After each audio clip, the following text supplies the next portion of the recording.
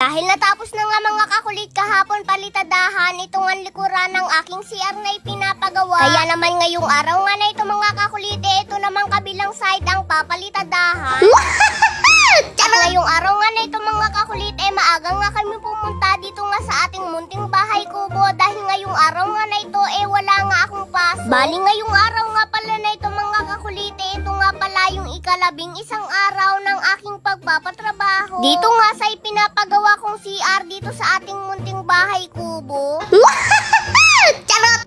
So ayan mga kakulit, at ako naman ang maghahalo. Para mga kakulit makapag-practice na rin. Para paglaki ko, ito nga ang magiging sideline ko.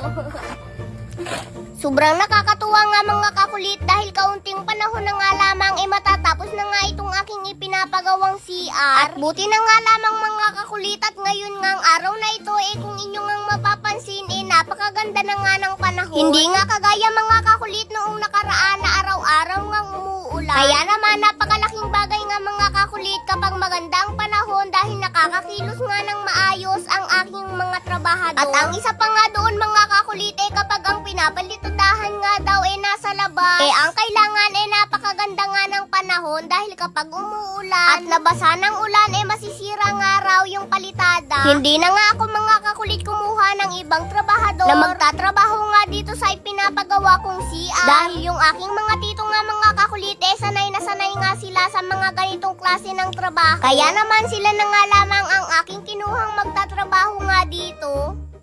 So, bali ngayon mga kakulit, inile-layout na nga ni Tito Raymond itong loob ng CR na papalitadahan niya. O, diba? Galingan mo Tito Raymond para mas mapaganda pa natin itong ating CR.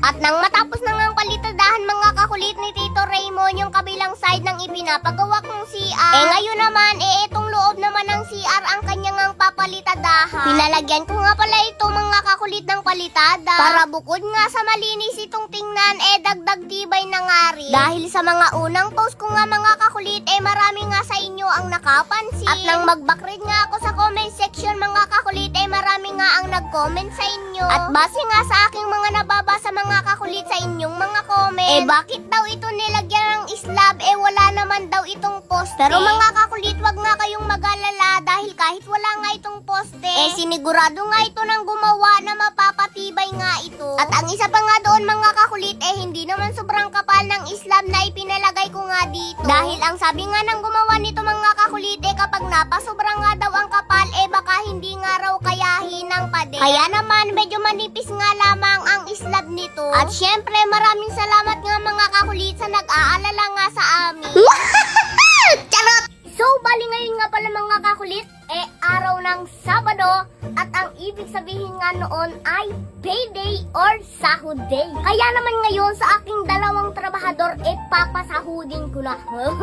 At syempre ngayon mga kakulit, bago nga matapos ang video na ito, mamimili pa rin nga po ako ng mabibigyan ko ng gift. At itong ipamimigay ko nga po na ito mga kakulit, bilang pasasalamat ko lamang po sa inyo dahil sa walang sawa nyo nga pong pagsuporta sa akin. At syempre mga kakulit, dahil konting kembot na nga lamang, mamimit na nga natin ang 1 million followers, diba?